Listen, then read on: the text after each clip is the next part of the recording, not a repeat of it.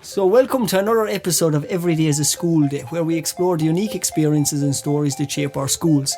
This is a very exciting episode as it is the first edition that will be video recorded thanks to our new sponsor Stakelum's Work, Learn, Play. Today we're diving into the world of special needs assistance because on Thursday it's their day in the limelight. So in the Irish mainstream school system, our guest has a truly special perspective. Not only does he work as an SNA today, but he was a student who benefited from the support of an SNA himself. So we're going to hear about his personal journey from navigating the education system with the support of an SNA to now being one providing that same care and guidance to students. I've been warned not to bombard him with questions as this is a chat, and we're all looking forward to sharing our own experiences as well, because we've taken on board, I suppose, feedback that we've gotten from the other episodes as well. So it'll be a chat. We've also tried not to talk over each other and trying to balance the primary and the secondary as well. And before we delve in as well, I want to give a bit of a shout out as well to the social medias. It is like, share, subscribe. They say that on the YouTube. So you can find us on is it Twitter, which is now X, Instagram and Facebook as well. We'll say, but we better get back onto the important work or I lose my good job here in the corner. So I suppose we might introduce our guests. So we might just start. Would you tell us a bit about yourselves, maybe about your level of experience? Hi there, thanks for having me. My name is Brian. I'm an SNA, as you know. I worked when I was in primary school. There were no such thing really as SNAs. I only got an SNA in secondary school because I got diagnosed with dyslexia in second year. So it was kind of a bit late getting diagnosed. Primary school, I know it was like not left there, but playing catch up kind of. And the time I went to secondary school, then I found it very grateful to have an SNA. I know some people don't like having SNAs; they're kind of cramping your style over. By the time I went to secondary school, I was kind of grateful to have it. So it's interesting, Brian, you've seen both sides of it then, coming from not having that support to having that support. And was it very hard, do you think, looking back, primary school, not having that support? Oh, it definitely is, like day in dark, like. Okay. Because I suppose I was kind of on my own kind of primary school, like certain things I get help sometimes and sometimes I don't. If you don't, like, I sink or swim kind of, especially them times primary school, like I like to think now they're a bit different. Time in secondary school, then like they're actually paying attention to me, like you're actually someone. And did you academically, did you struggle in primary school because of the dyslexia that you didn't know about, and then when you had the SNA that improved, or what way did it work for you? I suppose like everyone has different talents. Like I was always big into sport. That was my thing. Secondary school, like primary school, like say maths. Now I couldn't. Okay. I tried my best. I got better as it went on. Irish now, I couldn't do it at all. I couldn't grasp it whatsoever. So like that kind of class now, I'd be kind of pushed to the side or read a book or say go sleep or something later. Okay. And what was it like then having the SNA support? How did that change? I was actually looking forward to going to school. Like That's huge, yeah. Yeah. You know, like to think SNAs are kind of like a hype man, kind of cheerleader. Like there's someone there backing you in your corner. Yeah. That one key person inside in school that you had. Yeah. And did you, when you went into school, was the SNA sitting beside you in the classroom, or what way did it work, or were you just sitting in the room? So there's a big class I was in, so we kind of had similar stories. So there's only one SNA, so she kind of go around to everyone individually, like you just put your hand up, whatever. Yeah. Or if you're struggling, she'll just come over to you. So the woman I had at the time, so I don't think there were male SNAs, or I know of any. Yeah. And it's interesting, I suppose my experience as a teacher was, seeing that at the start, sometimes the SNAs were assigned to the school, not to individuals, but over the years of us having SNAs, and I'm sure Paddy and Patrick, you'd have experienced this as well, the role seems to have changed somewhat, that there was a time when the SNA then was assigned to a specific student. And that's after flipping now. So like each school with the new protocol, each school gets a certain amount of SNAs assigned to them. So but ASD classes are different then, we'd say, like in an ASD class, a student might only get a third of an SNA access. Yeah. So they're not really entitled to full-time SNA, which is a good thing too, because it creates some bit of independence for the student. Like that's the question, Brian, did you feel that you became dependent on the SNA then, or what was the SNA with you full time, or was it? No, like, so I had the big class, so you were fully dependent on the SNA. Yeah. Like, the way I look at SNA is your job to work, not to have a job. Yeah. You're trying okay. to give them as much independence Yeah, as possible, yeah. give them the tools. That's a great point, because when when myself and our principal meet the incoming first year parents, the principal will talk about the access that the child will have to an SNA, and they'll say if the SNA is doing their job properly, Yeah. basically the SNA will be doing themselves out of a job. Yeah, 100%. Yeah. Which is something I want to talk about later on, because they should never have to do themselves out of a job. But, Yeah. I know, and I suppose even my experience at one stage, I served as principal in the high school in Clonmel, and meeting with the SNO at the time, and the SNO's responsibility is to work from the department's point of view, allocating resources around special needs and or special education resources. And she's made that very point to us at the time when we were pushing for more hours of support at SNA for a certain child. She said ultimately, the idea, as exactly Brian said there, is to see that the child gets more and more independent, and therefore doesn't need an SNA maybe by the time they hit 5th year or 6th year, that obviously the independence has grown. Yeah. And I think that's where rotation comes into it. Like, Brian, did you have one SNA then for all of secondary school? No, I had a different SNA for each year. Yeah, so I suppose then that helped then that you didn't become too dependent on the one person. You kind of always had your favourites anyway. Yeah. Well, it's like that Like with that. teachers, isn't it, as well? Yeah. I think it's interesting though as well, you say about the big class as well, which kind of points out the fact that you weren't necessarily, the SNA wasn't necessarily assigned, maybe not for want of a better term, but the SNA was also helping the other kids in the class, and sure that's of benefit to everyone as well, and it was that role as well worked well. But I really like the fact you said there about looking forward to going to school, like that's huge, like It's like day and night, like what I previously had. Yeah. Like I say, like when I was in first year, like I was like, my head, I'm going to finish in third year. I mightn't even stay for the junior tour. Like I wanted to get out as fast as possible. Like there's no backup plan. Like it's just out of the school. Imagine your SNA is watching this now. Yeah. So they're the reason why you stayed. Oh, massively. Yeah. Like when I went to do the course at SNA, I actually met the SNA. Brilliant. It was like a full circle moment. Yeah. Saying to me, Did that inspire you then to become an SNA? Oh, 100%. Like I wanted to give back what I received. Yeah. And I didn't want to see kids say like struggling or suffering, like kind of pushed aside. I suppose you had said to me earlier that you had worked in another industry, but you didn't feel as fulfilled, and that's what brought you back then to think I want to be an SNA. You just can't buy that feeling, like. Like I met students and I told them about my own story, like how you could see the face drop, like how are you an SNA? Like I find that inside in school, it's very hard for some students to accept having an SNA. And it's trying to, it is a job to try and get them to accept an SNA, but then when they actually do accept it, they realise, like you are, Jesus, this is getting me through school here, this is making me happy come to school. Yeah. You know? And school avoidance would be a big thing only for SNAs, I believe. Like in one way it's good that they don't want to be have an SNA with them, because they're dependent and they want to do their own thing. But like in life, sometimes you need the extra hand. Yeah. Like so you might have them every class, and then gradually they go to class on their own. Like everyone has their own different pace. I think it's interesting though what you say there about telling the students as well, we'll say, and I suppose the impact that has on their outlook as well, because they can see, like as you said, we'll say you were thinking of finishing in school, but the fact I suppose that has a positive impact, your own personal experience. Like I had it, and some kids probably do have, so they have a barrier, like this is it, like but when I told them, like the face dropped, like, and then they told me what they wanted to do, like and suddenly they realise they can do it it's too. achievable, like It's achievable.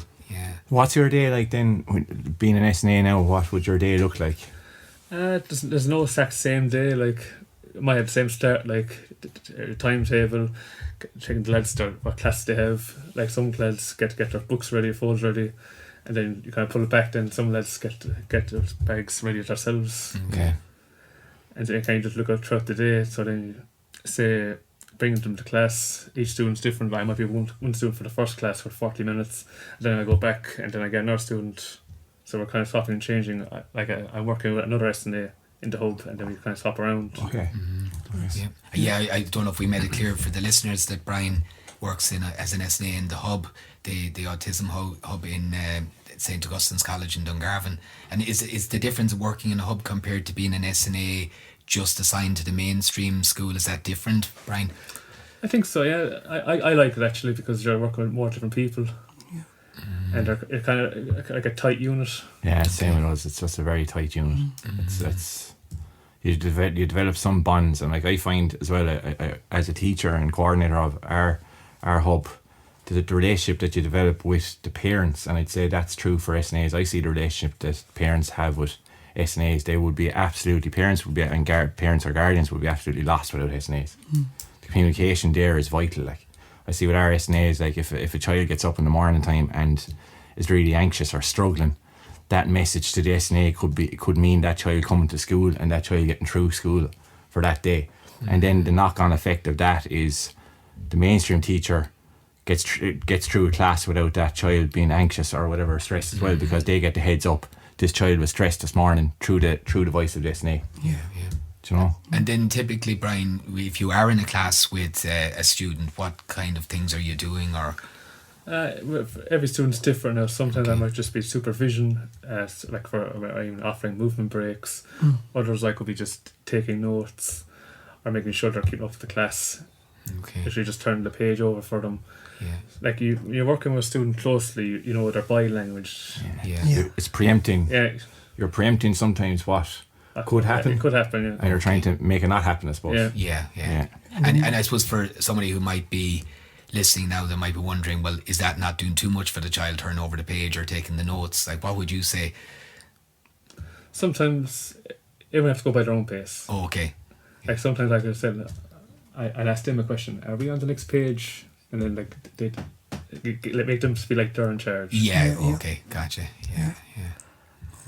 You know, that's very interesting as well, and I suppose the different roles as well, you know, working as an SNA, and I suppose the difference as well between primary and post-primary, because I suppose generally when we discuss things in advance, we talk about, you know, balancing out the primary and the post-primary.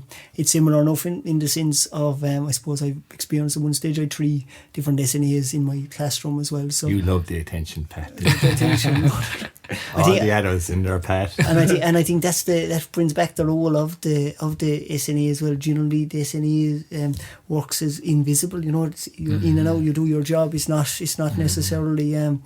It's not about visibility. You know, and I suppose it is. I think something I was told long ago when I started teaching was teaching is never about the teacher, and it's always about the student. Exact same as the SNA role as well, but it works. I suppose you might have different maybe care needs at a younger level as well with toileting, and again based on the needs of the child as well, and it depends on that. I was just thinking as well today, like what would you compare an SNA to? Like I would, for us, an SNA is the frontline worker for us inside in school, especially as an ASD class teacher or coordinator, because like, do you know when you're meeting parents, would say you have monthly meetings or whatever with parents, and you're trying to give a review of how the child is getting on or whatever, but like I'm not in the mainstream class unless I'm team teaching, so the SNA is vital in that situation to give feedback to me, and the SNAs come into our meetings like, and they give the feedback directly to the parent or the guardian. That's massive. They're frontline, like they're so vital. They are, and speaking then as a mainstream teacher, you know, when you're trying to prepare your content for the class and you've maybe 28 or 30 students in front of you, and you're trying to keep them all engaged and think of differentiating the lesson and all of that, to have an SNA supporting a child or 2 children there is a huge support for the teacher as well, because I suppose without that SNA there, you're going to be stretched to a limit that you just couldn't really fulfill. You know, I know originally there was a lot of reluctance and I say even fear for teachers when the first SNAs came to schools. I suppose a lot of us as adults had never had another adult in the classroom, bar maybe when we were training to be a teacher. But for me, definitely I remember the first SNA in the high school when I was teaching their mainstream, sitting in my class, and it took me a while to get comfortable with having an SNA, and after maybe a year or 2 having 3, 4, maybe 5 different SNAs in and out, it became just second nature.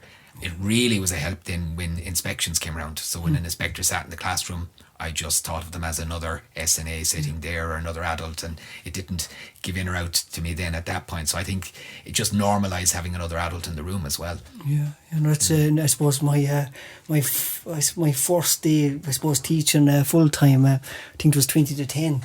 This woman walks into the room, and I actually hadn't been notified that I had an SNA, so it was gas, but a great woman. Actually, I must visit her again soon. She's retired now, but I think it was Christmas Eve was the last time I was back there visiting her. But she walked in, but she loved art. So she was great like that as well, and just like it wasn't necessarily doing art, but art ideas as well, and kept me accountable as well, making sure I was doing art once a week and things like that as well. But just like that again, it is important, even the experiences, because as an SNA you see a lot of different teaching as well and what works as well. So it's important as well, I suppose, for teachers to be open as well, because I suppose there can be certain misconceptions about the role of an SNA as well.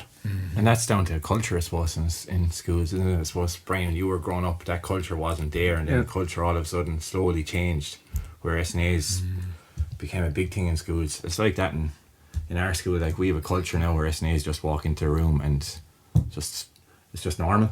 Yeah. It's great, like. You know? And then, Brian, would you feel as an SNA that you have a role if you're walking down the corridor and you see something happening, or do you just feel that's not your remit, or what? I suppose it depends on the person, but I always look out for things like that. Okay. Like if I'm in a classroom and with a specific student, say, and there's someone struggling, I try my best to help them. Okay. Or if there's someone sitting on their own and there's a group of other people, I bring that student over to join us, make them feel wanted or included. It's brilliant. Yeah. Like, there's a side that you see, that you won't see too often, but it's a vital part for students with additional needs, is like an SNA bringing a child to a shop. They might never go into a shop on their own outside of school or go in with their parents, but the SNA can bring them out during the day, trying to develop their life skills, independent living skills. That's a massive part that wouldn't be possible without SNAs either. You know. And I suppose a lot of people listening might say, well, isn't that a role for the family? But I think for it to be another adult who's not part of your family is probably very significant. I think the more adults, as the famous saying, it takes a village to raise a child. Every adult brings their own unique personality to that child. And I think like Brian's interest, I know, in the gym and working out, and his interest in boxing and different things like that, he probably brings to his work as well as an SNA, in the same way you bring your GA to the kids you meet, or so we all probably bring our own character, so they're getting the benefit of meeting another adult outside of their family, which I think also develops them as a person. Yeah, no, absolutely. And I suppose, going back to the phrase, it can be hard to be a prophet in your own land. So sometimes the non-family member can be a bit easier as well, because sometimes if the teacher or the SNA says something to a child, it maybe has greater weight than a parent as well. So no, that's a fantastic. I suppose a big thing can be the collaboration piece, because Paddy mentioned it as well about the culture as well, we'll say. And I suppose you mentioned as well about maybe communication with parents as well, but I suppose collaboration in terms of with teachers and parents. Like, what does that? You're like in a team, like you have to work together. Like communication is key. Like like from start to finish today. Like you were saying about the parents, if they tell the SNA, that could be massive. Like So you collaborate with parents, with teachers, with the child themselves, with your school management. There's probably a whole lot of people involved. I suppose as well, as coordinator of ASD class, we've 13 SNAs and we've 9 teachers or whatever, but I suppose I know myself, not every teacher is suited to every child, and not every SNA is suited to every child either. So that's where the rotation part comes in. And that's just life. It can be even just the tone of voice. You often see with students that they mightn't like the tone of voice of a teacher for no reason at all. They just don't like it, and that can happen with SNAs too. And I see in our place, our SNAs are brilliant. Like, you can just say, look, sure, it's maybe not working. You just change it up and rotate it, and that's for the good of the child. And it's good for the well-being of the SNA as well. There's nothing like an SNA, nothing worse than an SNA that are really struggling with a child, and then if you just change it up, it helps. There's both parties. There's that too. But then, say, like, a student can be too dependent on that particular SNA, and if that SNA is out sick or whatever, But if you do it by the rotation, to get used to working with everyone. Yeah, isn't it that balance between allowing the student to get used to different adults and develop independence, and yet having the support of the one they fit best with, is it? Like you're preparing for life skills, like you're not going to be with the same people the whole time. Yeah. And you're trying to make them as independent as possible. Yeah. Which is something we'll move on to about college here in a little while. Okay. Actually, before that, I think you mentioned something there about I suppose that important person as well, and you mentioned your own SNA. But would there be any advice you might give to, I suppose, someone maybe thinking about going down the role of an SNA, or I suppose another aspect is parents as well, because I think there can be a reluctance maybe about a student. So I suppose kind of across the board for parents, number one, for a child when the child is maybe getting access to an SNA for the first time. Well, obviously it's understandable for parents not to have them, but sometimes, like maybe one or two classes and see how that can get feedback off the student, and maybe the teachers will. Like sometimes you have to look at what's better for the child long term. Yeah. For anyone looking to become an SNA, you gotta need a passion for it. Yeah. Tell people, like, empathetic is the number one skill to become an SNA. Yeah. And I can imagine patience as well at times. Patience, you want tough skin, like you don't want to take it in person, like. Okay. You could find yourself being insulted with comments or different things. It can happen. Yeah. Myself and other SNAs. Yeah. But like once you get to know the child and you build a bond, a lot of the time, like they turn over and they actually get on with you. Like that kind of goes back to our first podcast there, the transition from primary school. I suppose the information that you get from primary school is key going into for all parties. Then when they come into secondary school, like for an SNA, to know what that child is like, and maybe to meet the child before they come in. And at primary that's collaboration again. That's an essential part of it. And in primary, that can be a big thing for parents. Like if the child had access to a full-time SNA at primary level, and then they're worried about what level of access they will get in second level as well. Again, goes back to collaboration, but I think Des said earlier as well about it's important as well to look at how SNAs are distributed as well, because I suppose I had an interesting conversation with a person's wife that had become an SNA, and he had it in his head that it was up to the school to hire her. Rather than the broader allocation of hours and resources, as we know. So I think that's important as well. It's not down to the individual school. And I suppose even maybe, Brian, the range of needs that a child can have, an SNA could be helping with toilet needs, could be helping with, hygiene, could be helping with right up to, as you said, taking notes for the child. So it does a huge range. Yeah, it's different, or even diabetic person, like the pen. Yeah, their medical needs then. Medical needs, yeah. There's a wide range. And of course, would SNAs sometimes have to deal with, aggression and deal with children that are violent at times? Yes, it's like everyone has their good days and bad days. Yeah. But once you get to know something, like I personally to do, find out their interests. Okay. Like sometimes I go into like rabbit holes or like Japanese cartoons and all that. Okay. Just to find the bond, like. Yeah. I suppose the job of an SNA is you're trying to preempt. You get to know that child and you preempt what could happen. Yeah. But sometimes it can happen, and I've no doubt that there is times where SNAs go home in the evening and they are stressed about things that happened that day. It's not an easy job, and I'll talk about there in a little while. Like SNAs are not permanent. What do you mean by that, Paddy? Like they're not like us, I suppose, when we get CIDs or whatever, where our jobs are permanent. If my job is gone in the morning in the school, I could be transferred to another school, but an SNA is not. So it's last in, first out.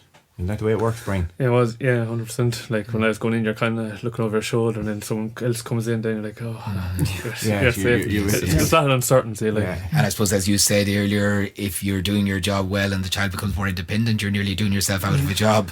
But that's you want to do, like, as like you have to be selfish, like. Like I think for inclusivity as well, like it's one thing that kind of how do you kind of make SNAs kind of normal, or maybe not the right word to use. I would say a child to accept that they have an SNA. What do you say in the classroom? Like some children don't want to have SNAs, right? So what should schools really do when there is SNAs in the class? But if you had an SNA, my thinking on it is, if you had an SNA in every classroom, not just for a child with additional needs, would that be better? And would that be a way of making SNAs permanent in a school? What do you think, Brian? I think that's actually a very good idea because SNA doesn't stand out with that one person. Yeah. Kind of normalising it. Yeah.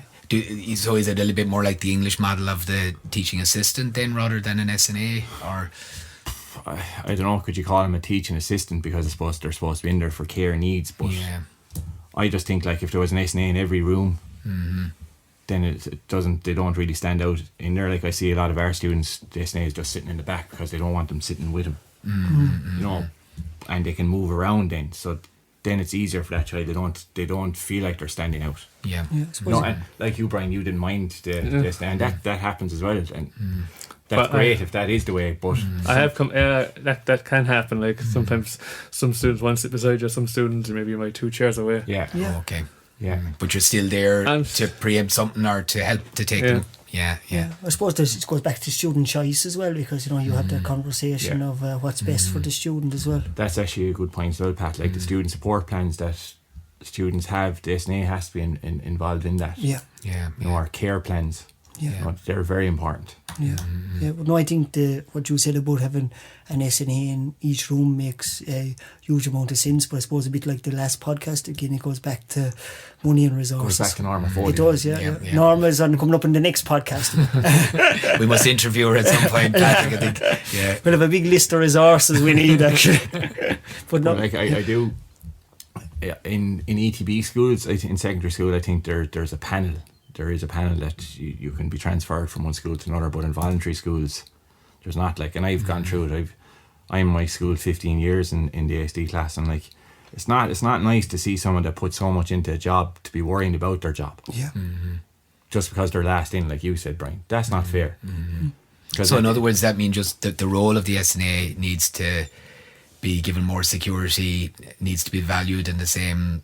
No, that could be after changing, but I don't think it is after changing. I think that's just the way it is. Like, and I don't think it's a fair way to like, we're permanent teachers. Why can't it be permanent SNAs? Yeah, and I suppose with this Thursday, isn't it being We're SNA Appreciation Day? Yeah. It would be the right time to kind of call on the minister to address it and to look at, what is the working conditions and so on for an SNA.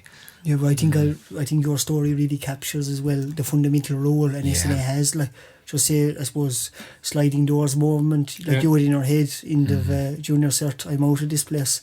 Whereas like that, I suppose, had a huge impact on your life, really. Yeah, and like I like to, my story hopefully inspire other kids. Like, like there's no ceiling. Like, like that they can do it, and if they want to put their mind to it. And be successful at it. Yeah, just different lanes for different people, of their interests. It captures as well, I suppose, the impact as well, because sometimes as teachers or SNAs, that impact can be down the road. It wasn't necessarily immediate as well. So. And I think as well, when I suppose psychology is a big part in it, like, and Des, you can talk more about this, but a child to get an SNA or be granted an SNA needs first of all to go for an assessment. Like, they are not cheap. No. I'm not taking away from psychology either, but I know it's a lot of work, but some parents or guardians are put off by going for an assessment because of the price. Yeah. And I suppose then maybe the stress levels and the issues for the child have escalated by the time they've got that assessment. The assessment to get the supports they need, So there certainly needs to be a lot more done. That's 14 billion, whatever that we've got from Apple, could be put to use maybe in certain ways like that. Yeah, we'll have a list for that. But I think, I suppose, broader in terms of the assessment as well. Like, the child is going to a new location that they've never been before. And have an assessment like for ourselves as well, and all the different experiences the second or third time, even in Monorail Studios here, which we're in Ballyporeen, which we're here. We're getting used to the surroundings. We're getting a bit more comfortable as well. But I suppose on a serious note, the child is going to a new place with new people who they've never experienced before, and they're expected to do their best on different assessments as well. But I suppose the broader aspect as well is assessments having to be private, whereas the state funding as well and the lack of educational psychologists then is a primary school is only granted, is it a couple of a year, or what way does that work? It is, and there was a huge, I remember for senior infants there, their third years now. There was a huge change all of a sudden when the model changed. One time, you know, you'd get a good few in the year, but now it's very much advice as well, and they're very slim. We'll say even in the larger schools, the amount of education psychologists report that are done in the primary school. So a parent or guardian that can't afford it's private, and that goes on level of needs then. Yeah, well, it is mostly private assessments. So that's when you think about that, it's very hard in primary school. Then they're trying to decide who has the most needs to go for this assessment. Yeah. Which is hard in a primary school then to decide as well. Again, and there was a lot of I suppose talk in the media, this assessment of need, where it was back to the primary school. Basically, they were nearly going to use the support plan that the special ed teacher and the mainstream teacher and this had collaborated on as maybe nearly an assessment, nearly up to the level of an educational psychologist assessment, just basically down to the lack of resources, really. And so then you manage to get the assessment, you might get a diagnosis or whatever, and the psychologist makes a recommendation, education psychologist makes a recommendation for an SNA. And they generally do. The amount of reports I would have read that but then, generally is then you advice, go to the special education needs organiser, so you have to send this away. So that's not a rigmarole, like. Yeah. So having it been recommended by a psychologist is not a given that you will get it. And I suppose a lot of parents, that's a crushing blow then to have gone to that level, to have got the assessment, to be recommended the child needs an SNA, and then to be told, well, sorry, we're not able as a Department of Education to allocate those resources. Yeah, and even special education teachers as well, like that, the amount of hours is given to the school each, it varies at a certain time of the year. But last year it was released, I think, on a Friday night at 11 o'clock by accident, but it wasn't the official one. But the official one that came to Tuesday was quite similar, we'll say. But it's kind of the cluster game. So if you get a certain amount of hours, you could be saving someone else's job by clustering with a school down the road as well. So it's all based on the larger allocation model, really, across the board, you know. Yeah, I think that's where an SNA in each room would solve that. Solve that issue. I suppose we're getting a small bit on the negative side, so I might get a bit more upbeat there now as well. So, most rewarding aspects of being an SNA, because we went down, we were looking for money there, and they were talking about allocations and all the rest. So we're putting our happy faces. We're putting our happy faces on there now again. We don't need any money for this part. Most important or rewarding aspects of being an SNA. I suppose reaching their goals, building up their confidence. Like, I met my SNA maybe 2 years ago. I hadn't seen her in years, and she was delighted with the route I was going. I hope maybe down the line I'd have that. Yeah, that'd be class. Yeah. That must be so fulfilling as an SNA then to see that. Yeah, I see in our place every year we kind of do a thing for the lads in sixth year, and the amount of tears that be shed when they're leaving to get them that far. Which is another point I might bring up now. It's really frustrating. Like, we get lads through school, lads might be able to do their leaving cert, and then they go to college, and you don't. Now, I could be wrong here, completely wrong, but I don't think I am, because I've seen it with our students. They would go to college, they might get to meet someone once a week or whatever in college, and then they end up dropping out because they've had the access to an SNA during school. When they go to college, then not having that support leads them to dropping out. So it's something that the Department of Education need to look at as well. SNA support in secondary school and how they give that out. Like, I think it's at the moment it's probably just for physical needs. So is there some way to bridge that then into third level? I suppose it goes back to the first podcast. You know, if we were talking about primary to secondary, there needs to be a transition from secondary to third level. Because there is a lot of kids that are probably out there that could be accessing college but can't because they don't have SNA support. You know. And it's that, you know, and that's no disrespect to third level colleges. That's probably, and it's not the Department of Education bashing either, but something that needs to be looked at. But I wonder, is that a role for the individual colleges to take on board, I wonder then, or is it the department? I don't know. That's for another day, I suppose. We'll have to have another podcast on that. Super. I think I'm kind of conscious of time as well, because we're always conscious of that we might speak for too long. We'll say, you mentioned about 40 things you wanted to discuss later on the podcast there, Paddy. Everyone think I'm forgetting now how was the things later, right? He also said he has to be home to let someone go to Pilates or yoga or something as well, I think. Yeah. I actually have here. I have a letter that I wanted to read out. Okay, so when we knew we were talking about the SNAs, I suppose, as I said to you, Brian, there, the relationship that develops between an SNA and the parents is massive. And I've seen that over the years, like as I said, 15 years in the job, and I see the relationship that is developed. And like, so I reached out to one of the parents. I become great friends with him as well, and I just said, what did SNA mean to you as a parent for your son in school? And she just wrote me a letter, actually. So I said, can I read it out? And she said, no bother at all. So, as a parent of a child with additional needs, I can honestly say my son will not have managed to complete his education without the support of his SNA. He has a complex diagnosis and suffers severe anxiety. Navigating daily tasks was debilitating for him. His inability to focus, his poor memory and crippling anxiety would result in him not being able to start or complete tasks. His SNA supported him through every aspect of his school day with patience, understanding and compassion, and that enabled him to manage his day. It was with that support that he learned how to develop skills that encourage independence in many aspects of his school life. From a parent's point of view, the role of an SNA for a child with additional needs is both invaluable and essential. It brought us a level of relief and reassurance that cannot be fully expressed.